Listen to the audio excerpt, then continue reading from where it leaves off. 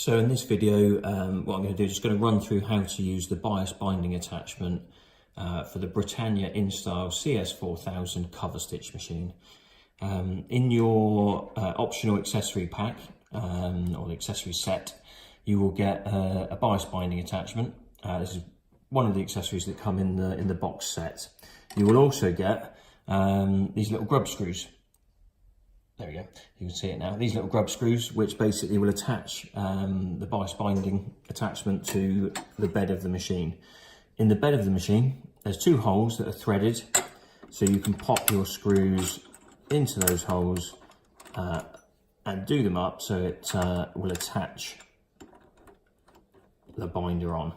Now what you can do, if you don't do them up tight, you can then move your binder left and right to get it in exactly the right position for you.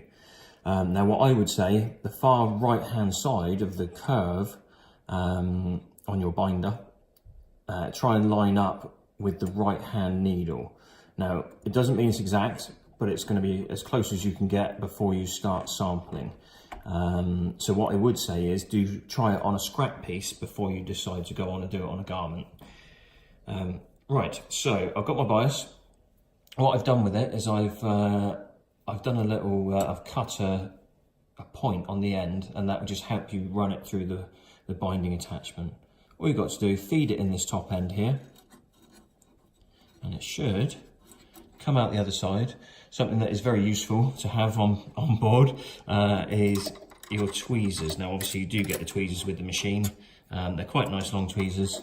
So generally, you should be able to grab hold of the end of the binding and then just pop it under the foot.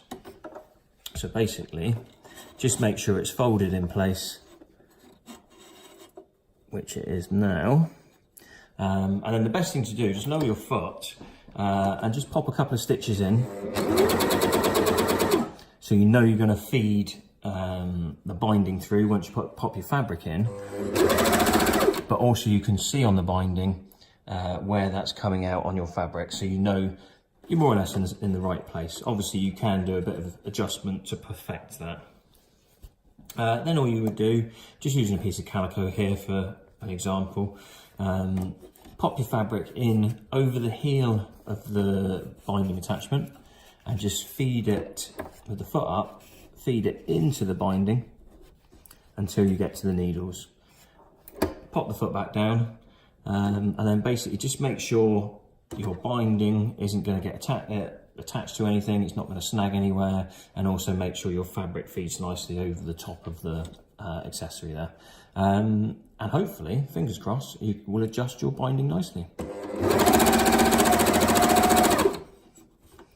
If at any point you see it sort of curling over, you can always grab your tweezers, just give it a little bit of a pull, or whatever it might be you need to do to straighten it up.